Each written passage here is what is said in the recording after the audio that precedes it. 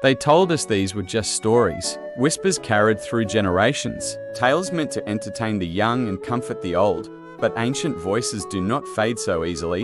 What if the myths were not just stories, but memories? Memories of forgotten kingdoms, of gods who walked among mortals, of battles carved into the bones of the earth. Listen closely, the past is speaking again. This is Echoes of the Gods. Have you ever gazed out at the ocean and wondered what secrets lie buried beneath the waves? What if I told you that entire continents, bustling with advanced civilizations, might be sleeping in the deep? Today, we're diving into one of history's most tantalizing mysteries, a story that connects Africa to the stars and blurs the line between myth and reality. Welcome to our journey into the hidden kingdoms of Lemuria, Atlantis, and their profound connection to the ancient land of Kush. For centuries, we've heard whispers of Atlantis, the utopian island nation described by Plato, which vanished into the sea in a single day and night of misfortune. We've also heard tales of Lemuria, or Mu, a supposed lost continent in the Pacific, the cradle of humanity. But what if these weren't just separate myths? What if they were pieces of a much larger, interconnected global story? And what if the key to unlocking this story lies not in Greece or the Pacific, but in ancient Africa? Our story begins with the kingdom of Kush, a powerful civilization that flourished along the Nile River in what is now Sudan. Known for their magnificent pyramids, vast wealth, and brilliant military strategists, the Kushites were far more than just a neighbor to Egypt. Some ancient traditions and esoteric texts suggest they were the inheritors of a far older, more advanced legacy, a legacy from a world that was lost to the water. Imagine, for a moment, an Earth where the continents were arranged differently. Ancient maps, like the Piri Resh map, seem to show coastlines like Antarctica, free of ice, with a precision that shouldn't have been possible for their time. Could these be remnants of a global mapping project from a Piri cataclysmic civilization? A civilization that understood the globe in a way we've only recently rediscovered? This is where the idea of a lost bridge between continents comes into play. Legends from across the world, from the Dravidians in India to the indigenous peoples of the Americas, speak of ancestral homelands that sank beneath the ocean. In India, the Tamil sagas speak of Kumari Kandam, a vast landmass swallowed by the sea, which many scholars link to the concept of Lemuria. They describe it as a center of learning and culture, the origin of their people.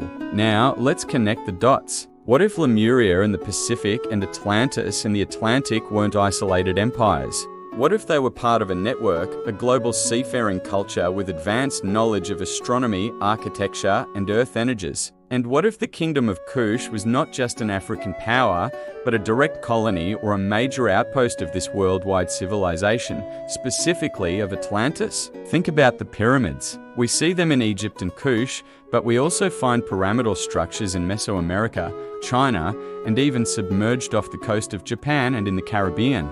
Is it a coincidence? Or is it evidence of a shared architectural blueprint, a sacred geometry passed down from a common ancestor? Some theorists propose that these structures weren't just tombs, but energy generators, astronomical observatories, and points on a global energy grid designed to harness the Earth's natural frequencies. Picture this, deep beneath the Atlantic, an Atlantean city, not in ruins, but humming with a strange blue energy. Crystalline pyramids glow with an inner light, illuminating drowned temples adorned with unfamiliar symbols. Inside these temples, holographic maps flicker, showing not just the Earth, but the stars, charting pathways between constellations and ancient sites on the planet's surface. These maps don't just show continents. They show the flow of energy, the ley lines that connect places like Stonehenge, the Giza Plateau, and the Kushite pyramids of Meroe. This advanced technology wasn't just for power, it was for travel and communication. The legends speak of Velixi, or flying machines, and instantaneous communication across vast distances. If such a civilization existed, its downfall must have been catastrophic.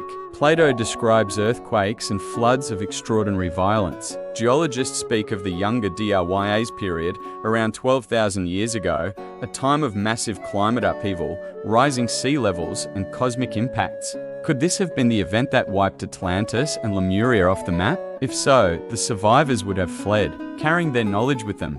They would have sought refuge in lands that remained above water. The high plateaus of Tibet, the Andes Mountains in South America, and the heartlands of Africa. Could the Kushites, with their sudden emergence and sophisticated knowledge, have been one such group of survivors? Did they attempt to rebuild their lost world along the banks of the Nile? Consider the dendrolite, an ancient Egyptian stone relief that uncannily resembles a modern cathode ray tube or a large light bulb. Mainstream Egyptology has its explanations, but to others, it's a clear depiction of lost technology, a remnant of Atlantean science preserved by the priestly class. The Kushites, who for a time ruled Egypt as the 25th dynasty, would have had access to all of this sacred knowledge, this ancient technological inheritance. They weren't just imitators, they were keepers of the flame. Their Meroitic script remains largely undeciphered to this day. What secrets might it hold? Could it contain the history of their true origins, a history that predates the Nile Valley and speaks of a home across the sea? Does it detail the astronomical knowledge and the technological secrets they salvaged from the cataclysm? The mystery deepens when we look at migration patterns. The genetic and linguistic links that span oceans are baffling.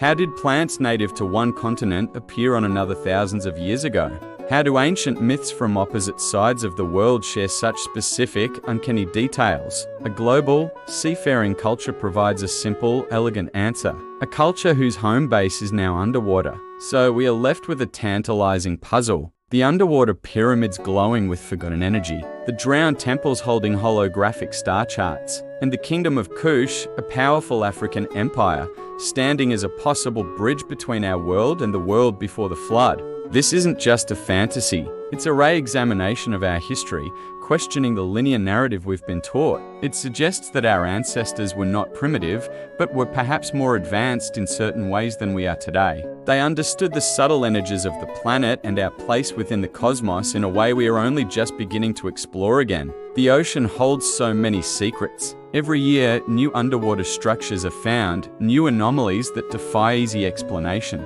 Perhaps one day, we will uncover a drowned temple or a glowing pyramid that proves, once and for all, that the legends are true, that Lemuria and Atlantis were real, and that their legacy lives on, not just in myth, but in the stone and gold of the ancient kingdom of Kush, the hidden kingdom that connected Africa to the stars. What do you think?